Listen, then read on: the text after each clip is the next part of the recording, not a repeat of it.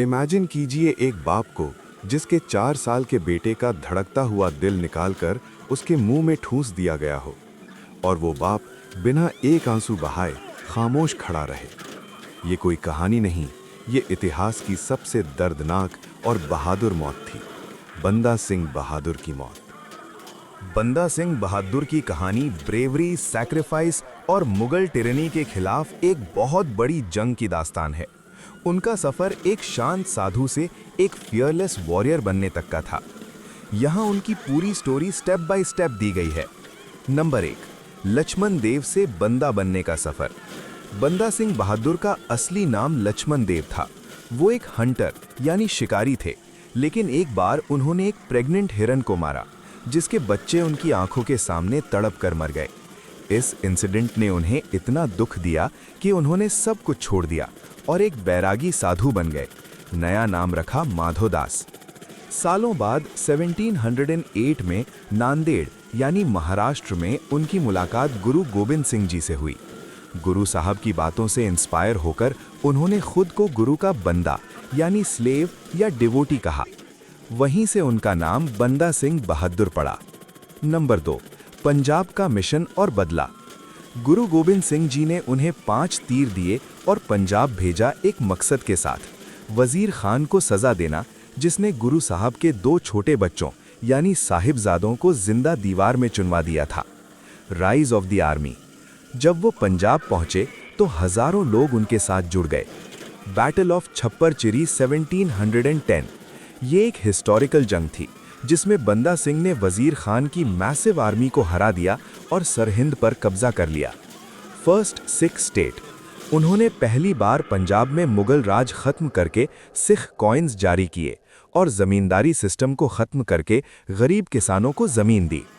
Number 3, Gurdas Nangal का घेरा, the siege. Mughal emperor Farrukh Siyar Banda Singh की बढ़ती हुई ताकत से डर गया था। उसने एक बहुत बड़ी आर्मी उन्हें पकड़ने के लिए भेजी। 1715 में बंदा सिंह और उनके 740 साथी गुरदास नांगल के एक किले में घिर गए। ये घेरा 8 महीनों तक चला। किले के अंदर खाना खत्म हो गया था। लोग घास और जानवरों की खाल खाने पर मजबूर हो गए, लेकिन उन्होंने सरेंडर नहीं किया। आखिरकार वो कमजोरी की वजह से कैप्चर कर लिए गए। नंबर 4, दिल्ली में दर्दनाक शहादत, द एग्जीक्यूशन। बंदा सिंह और उनके साथियों को लोहे के पिंजरों में डालकर दिल्ली लाया गया। उन्हें ह्यूमिलिएट करने की कोशिश की गई, लेकिन उनके चेहरे पर कोई डर नहीं था। The mass execution. हर दिन 100 सिख साथियों को कत्ल किया जाता था, लेकिन एक ने भी अपना धर्म नहीं छोड़ा। The psychological torture. 9 जून 1716 को बंदा सिंह को लाया गया। उनके 4 साल के बेटे अजय सिंह को उनकी गोद में बिठा दिया गया। उनसे कहा गया कि अपने बेटे को खुद मारो या इस्लाम कबूल करो। उन्होंने मना कर दिया। The heart wrenching moment. Executioner ने बच्चे के टुकड़े कर दिए और उसका धड़कता हुआ दिल निकालकर बंदा सिंह बहादुर के मुंह में ठोस दिया। इतना सब होने के बाद भी वो बिल्कुल खामोश और काम रहे। फिर मुगल्स ने उनकी आंखें निकाल दी, हाथ पैर काट दिए और गर्म लोहे के चिमटों से उनका मांस खींचा गया। इस तरह उन्होंने अपनी शहादत दी। लेगेसी। इनका इम्पैक्ट क्या हुआ? बंदा सिंह बहादुर की मौत ने मुगल्स को खत्म नहीं किया, बल्कि सिखों में एक ऐसी आग भर दी कि अगले 50-60 सालों में उन्होंने पंजाब से मुगल्स का नामो निशान मिटा दिया और आगे चलकर महाराजा रंजीत सिंह का एक महान एम्पायर बना। जरूर, बंदा सिंह बहादुर सिर्फ एक महान वॉरियर ही नहीं, बल्कि एक विजनरी लीडर और मास्टर टैक्टिशियन भी थे। उन्होंने मुगल एम्पायर की नींव यानी फाउंडेशन हिला दी थी। चलिए उनकी मिलिट्री टैक्टिक्स और उनके कॉइन्स के बारे में डिटेल में बात करते हैं। 8, मिलिट्री टैक्टिक्स यानी जंग की स्ट्रेटजी। बंदा सिंह बहादुर की सबसे बड़ी ताकत उनका गुरिल्ला वॉरफेयर यानी छापामार युद्ध था। उनकी आर्मी में प्रोफेशनल सोल्जर्स के साथ साथ आम किसान भी थे, इसलिए उन्होंने ऐसे तरीके अपनाए जो बड़ी आर्मीज को चकमा दे सकें। Mobility and speed. उनकी फौज बहुत तेजी से मूव करती थी। वो मुगल्स पर तब हमला करते थे जब वो एक्सपेक्ट नहीं कर रहे होते थे और जंगल या पहाड़ों में गायब हो जाते थे। Battle of Chappar Chiri 1710। इस जंग में मुगल्स के पास भारी आर्टिलरी यानी तोपें और हाथी थे। बंदा सिंह ने अपनी आर्मी को छोटी यूनिट्स में बांटा और साइड से अटैक करके मुगल आर्टिलरी को यूजलेस कर दिया। Psychological warfare. वो दुश्मन के मन में डर बिठा देते थे। उनका मानना था कि अगर दुश्मन डर गया तो आधी जंग वहीं खत्म हो गई। फोर्टिफिकेशन। उन्होंने मुखलिसपुर को अपनी कैपिटल बनाया और उसका नाम लोहगढ़ रखा। ये किले पहाड़ों में थे जहां से मुगल्स का पीछा करना मुश्किल था। पहले सिख कॉइन्स यानी सॉवरेंटी का सबूत। बंदा सिंह बहादुर ने ये प्रूव किया कि वो सिर्फ एक रेबल नहीं बल्कि एक रूलर हैं। उन्होंने पंजाब में पहली बार सिख गवर्नेंस सेटअप की और कॉइन्स यानी सिक्के जारी किए। गुरु के नाम पर सिक्के। सबसे बड़ी बात यह थी कि उन्होंने अपने नाम का सिक्का नहीं चलाया। उनके कॉइन्स पर गुरु नानक देव जी और गुरु गोबिंद सिंह जी का नाम था। इंस्क्रिप्शन यानी लिखावट। उनके कॉइन्स पर पर्शियन में लिखा था, सिक्का जद बर हर दो आलम तेगे नानक वाहे बस्त, फतेह गोबिंद सिंह शाह शाहान फजले सच्चा साहेबस्त। यानी दोनों जहां में सिक्का चला, नानक की तलवार बख्शने वाली है और गुरु गोबिंद सिंह जो शाहों के शाह हैं उनकी सच्ची फतेह है।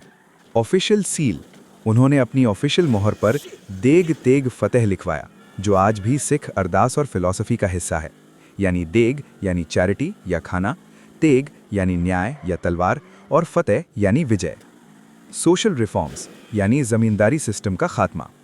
मिलिट्री और करेंसी के अलावा उनका सबसे बड़ा काम लैंड रिफॉर्म्स था। मुगल राज में जमींदारी सिस्टम था जहां किसान सिर्फ गुलाम थे। बंदा सिंह ने जमींदारी सिस्टम को जड़ से खत्म कर दिया। उन्होंने जमीन का हक उन लोगों को दिया जो उस पर खेती करते थे, यानी लैंड टू द टिलर। इस एक कदम ने उन्हें पंजाब के गरीब लोगों का मसीहा बना दिया। बंदा सिंह बहादुर ने सिर्फ 7-8 साल में वो कर दिखाया जो सदियों से कोई नहीं कर पाया था, मुगल तख्त को हिला देना और आम आदमी को उसकी ताकत का एहसास कराना।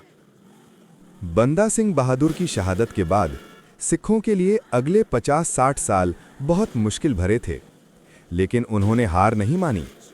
मुगल गवर्नर जकरिया खान ने सिखों को खत्म करने के लिए उनके सिरों पर इनाम यानी रिवॉर्ड्स रख दिए थे। लेकिन इस डार्क पीरियड से ही सिख मिसलों का जन्म हुआ। चलिए समझते हैं ये कैसे हुआ। 1. जत्था से दल खालसा तक। बंदा सिंह बहादुर के बाद सिख वॉरियर्स छोटे छोटे ग्रुप्स में बट गए थे, जिन्हें जत्थास कहा जाता था। ये लोग जंगल्स और शिवालिक की पहाड़ियों में रहते थे और मुगल्स पर हिट एंड रन अटैक्स करते थे। नवाब कपूर सिंह 1733 में इन सभी जत्थास को एक साथ लाने का काम नवाब कपूर सिंह ने किया। उन्होंने इन ग्रुप्स को रीऑर्गेनाइज करके दल खालसा बनाया। 2 हिस्से, 2 डिविजन्स। बूढ़ा दल, इसमें बड़े बड़े वेटरन वॉरियर्स थे जो गुरुद्वारों की देखरेख करते थे। तरुणा दल, इसमें जवान लड़के थे जो जंग लड़ते थे। 2 मिसलों का बनना। धीरे धीरे दल खालसा 12 अलग अलग कन्फेडरेसीज यानी ग्रुप्स में डिवाइड हो गया, जिन्हें मिसल कहा जाता है। मिसल एक अरेबिक वर्ड है जिसका मतलब है इक्वल या एग्जाम्पल। हर मिसल का अपना एक लीडर यानी मिसलदार होता था और उनका अपना एरिया होता था। कुछ इंपॉर्टेंट मिसलें ये थी: फुलकियन मिसल, पटियाला और नाभा साइड का एरिया। अहलुवालिया मिसल, जिसके लीडर जस्सा सिंह अहलुवालिया थे। उन्होंने ही दिल्ली के लाल किला पर निशान साहिब लहराया था। भंगी मिसल, जो उस वक्त की सबसे पावरफुल मिसल थी और लाहौर पर राज करती थी। सुकरचकिया मिसल, इसी मिसल में आगे चलकर महाराजा रणजीत सिंह पैदा हुए। राखी सिस्टम यानी प्रोटेक्शन सिस्टम। जब मुगल्स कमजोर हो गए और अहमद शाह अब्दाली जैसे इन्वेडर्स यानी आक्रमणकारी बार बार पंजाब लूटने लगे, तब सिख मिसलों ने राखी सिस्टम शुरू किया। सिख गांव वालों को सिक्योरिटी देते थे, अब्दाली और मुगलों से बचाने के लिए। बदले में किसान अपनी फसल का 1/5 यानी 20% हिस्सा राखी टैक्स के रूप में देते थे। इससे सिखों की इनकम बढ़ी और उनका कंट्रोल और मजबूत हो गया। यूनिफिकेशन, महाराजा रणजीत सिंह का राइज। 18th सेंचुरी के एंड तक ये 12 मिसलें आपस में भी लड़ने लगी थीं। तब महाराजा रणजीत सिंह, जो सुकरचकिया मिसल के लीडर थे, उन्होंने अपनी समझदारी और ताकत से सभी मिसलों को एक किया। उन्होंने 1799 में लाहौर पर कब्जा किया। बाकी मिसलों को हराकर या दोस्ती करके उन्होंने एक बड़ा सिख एम्पायर खड़ा किया, जो अफगानिस्तान से लेकर कश्मीर तक फैला हुआ था।